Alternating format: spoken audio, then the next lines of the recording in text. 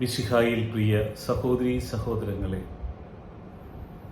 നാം ഇന്ന് ചിന്തിക്കുന്നത് ദൈവജനത്തിൻ്റെ പ്രതികരണശേഷി നഷ്ടപ്പെട്ടുവോ എന്നാണ്. എന്തെന്നാൽ നാം ലക്ഷ്യം വെക്കുന്നത് ആരെയാണ്? കർത്താവായ യേശുവിനെയാണോ? അതോ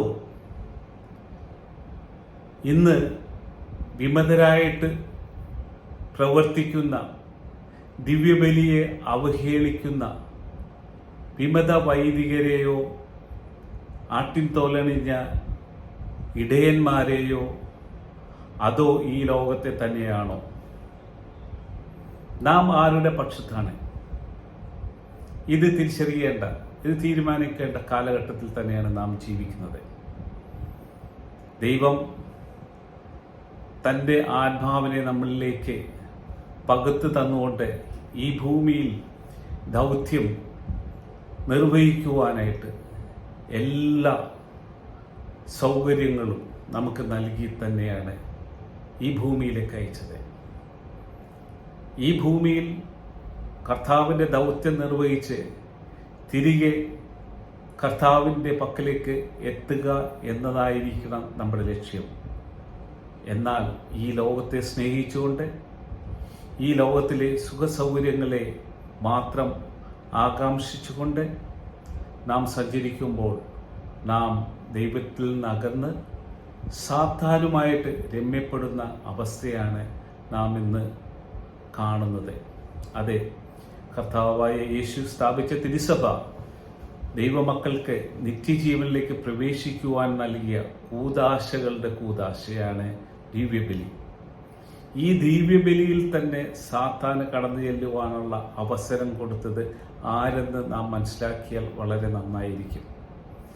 തിരുസഭയെ അനുസരിക്കുക എന്നതിന് പകരം തിരുസഭയ്ക്കെതിരെ പ്രവർത്തിക്കുന്ന ശക്തികളുമായി രമ്യപ്പെട്ടുകൊണ്ട് നമ്മുടെ ഇടയന്മാരും വൈദികരും പ്രവർത്തിക്കുമ്പോൾ അവർ അറിയാതെയല്ല. കാരണം 13 വർഷത്തോളം ദൈവത്തിനെ കുറിച്ചിട്ട് കൂടുതൽ അറിയുവാൻ അവർ തപസ്സിരുന്നതാണ്. എന്നാൽ ഇവർ സാത്താനുമായി രമ്യപ്പെട്ടുകൊണ്ട് ദൈവജനത്തിന് നൽകേണ്ടതായ ദിവ്യ കൂദാശകൾ നൽകാതെ അശുദ്ധ ബലി അർപ്പിച്ചുകൊണ്ട് ദൈവത്തിനെതിരെ മറുതലിക്കുന്ന ഒരു വിഭാഗത്തെയാണ് നാം കാണുന്നത്. പ്രത്യേകിച്ച് എറണാകുളം അങ്കമാലി അതിരൂപതയിൽ. ഇതെല്ലാം അറിഞ്ഞിട്ടും അതിനെതിരെ പ്രതികരിക്കാത്ത അധികാരികളെക്കുറിച്ച് ആലോചിക്കുമ്പോൾ വളരെ വിഷമം തോന്നുന്നു. സീറോ മലബാർ സഭയുടെ മേജർ ആർച്ച് ബിഷപ്പായ മാർ തട്ടിൽ പിതാവും സീറോ മലബാർ സഭയിലെ സീനഡിലെ മെത്രാന്മാരുമെല്ലാം ഇന്ന് എറണാകുളം അങ്കമാലി അതിരൂപതയിൽ നടക്കുന്ന ഈ പ്രശ്നങ്ങൾക്ക് ഒരു പരിഹാരം ദൈവത്തിൻ്റെ സന്ദേശം ലഭിച്ചിട്ട് ചെയ്യുവാൻ അവർക്ക് സാധിക്കുന്നില്ല. കാരണം ഇവരിൽ പരിശുദ്ധാരൂപയുടെ പ്രവർത്തനം നടക്കുന്നില്ല. പല ദേവാലയങ്ങളിലും അശുദ്ധമായ ബലി അർപ്പിക്കുന്നതുകൊണ്ട് ദൈവത്തിൻ്റെ സാന്നിധ്യം നഷ്ടപ്പെടുത്തിക്കൊണ്ടിരിക്കുകയാണ്. കർത്താവ് അവിടങ്ങളിലൊന്നുമില്ല. അതിനു പകരം അന്തിക്രിസ്തു വന്നു കയറിയിരിക്കുകയാണ്. അതുകൊണ്ടാണല്ലോ അശുദ്ധ ബലി അർപ്പിച്ചുകൊണ്ട് തിരുസഭയ്ക്കെതിരെ പ്രവർത്തിച്ചുകൊണ്ട് ഈ വൈദികരും ഇടയന്മാരും അവരുടെ കർത്തവ്യത്തിൽ നിന്ന് മാറിയിട്ട് ദൈവജനത്തിന് ദുഷ്പ്രേരണ കൊടുക്കുവാൻ അവർ തയ്യാറെടുക്കുന്നത്. കർത്താവിൻ്റെ വചനം നാം മനസ്സിലാക്കുക.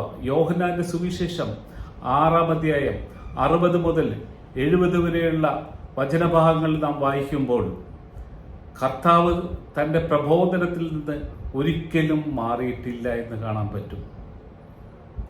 അതികഠിനമെന്ന് പറയുന്ന ശിഷ്യന്മാരെ അവരെ സ്വാന്തനപ്പെടുത്തുകയോ നിങ്ങൾ എൻ്റെ കൂടെ ഇരിക്കണമെന്ന് സംസാരിക്കുകയോ യേശു പറഞ്ഞിട്ടില്ല. തൻ്റെ ശിഷ്യരോട് പറയുന്ന നിങ്ങൾക്കും വേണമെങ്കിൽ പോകാമെന്നാണ്.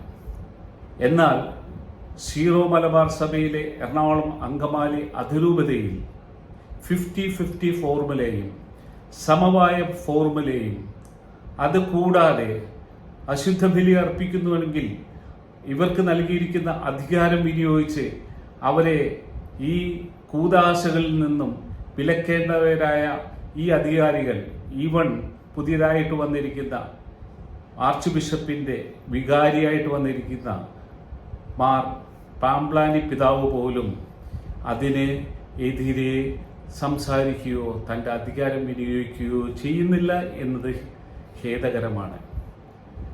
ഇടയന്മാരെ, നിങ്ങൾ അജഗണത്തെ സ്വർഗീയ രാജ്യത്തിലേക്ക് പ്രവേശിക്കാനുള്ള കർത്തവ്യമാണ് നിങ്ങൾ നിർവഹിക്കേണ്ടത്. അതിന് നിങ്ങൾക്ക് സാധിക്കുന്നില്ലെങ്കിൽ നിങ്ങൾ ഈ സഭയിൽ നിന്നും നിങ്ങൾക്ക് നൽകിയിരിക്കുന്ന ഈ അധികാരത്തിൽ നിന്നും നിങ്ങൾ പിന്നോക്കം പോവുക. കാരണം നിങ്ങളിൽ പരിശുദ്ധാരൂപിയുടെ അരൂപി ഇല്ല. അതിനു പകരം നിങ്ങൾ ആഗ്രഹിക്കുന്നത് അധികാരവും സമ്പത്തും മറ്റു സുഖലോലുപതയുമാണ്. അതിൽ നിങ്ങൾ മയങ്ങിപ്പോയി. കർത്താവിന് വേണ്ടി പ്രവർത്തിക്കുവാൻ, കർത്താവിൻ്റെ വചനം ഉദ്ഘോഷിക്കുവാൻ കർത്താവ് തിരഞ്ഞെടുത്ത വ്യക്തികൾ ഇന്നും ഈ ഭൂമിയിലുണ്ട്. കർത്താവിന് വേണ്ടി ബലിയാകുവാനായിട്ട് തയ്യാറായിട്ടുള്ള ജനം ഇന്നിവിടെയുണ്ട്.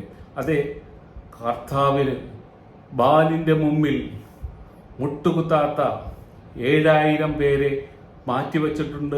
എറണാകുളം അങ്കമാലി അതിരൂപതയിൽ മാത്രമല്ല, സീറോ മലബാർ സഭയിൽ മാത്രമല്ല, ആഗോള കത്തോലിക്ക സഭയിൽ തന്നെ കർത്താവിന് വേണ്ടി ബലിയാകുവാൻ, കർത്താവിൻ്റെ ഹിതം നിറവേറ്റുവാൻ, കർത്താവിൻ്റെ കൽപ്പനകൾ അനുസരിക്കുവാൻ ദൈവം തെരഞ്ഞെടുത്ത ജനമുണ്ട്. അവർക്ക് സ്വർഗീയ രാജ്യമാണ് ലക്ഷ്യം, ഈ ലോകത്തെ അല്ല എന്ന കാര്യം ഇടയന്മാരും വിമതരായ വൈദികരും മറ്റു അൽമായരും അറിഞ്ഞിരിക്കണമെന്ന് ഞാൻ ആഗ്രഹിക്കുന്നു. നിങ്ങൾക്ക് പരിശുദ്ധാത്മാവനാൽ നിറഞ്ഞ് ജ്ഞാനം ലഭിക്കട്ടെ എന്ന് ഞാൻ ആശംസിക്കുന്നു, പ്രാർത്ഥിക്കുന്നു. Brother Thomas George.